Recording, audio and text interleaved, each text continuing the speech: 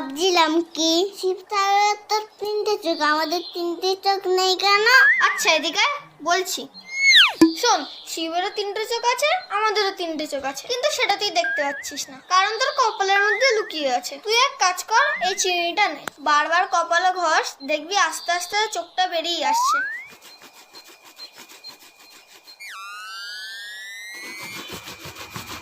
উফ, কি জ্বালা করছে, মনে হচ্ছে চোখটা দেখা আছে, দেখে আসি তো। এখনো দেখা যাচ্ছে না, মনে হয় আরো বসতে হবে। কোন কোন জায়গায় ব্যথা গো বান্ধবী ললিতা, কোন কোন জায়গায় ব্যথা গো বান্ধবী ললিতা। বাবান, এই বাবান, এ কি আঁকাবাদ দিয়ে কি করছিস এসব? ও মা, দেখো তো আমার কপালের চোখটা দেখা যাচ্ছে কিনা। কি অবস্থা করেছিস কপালটার?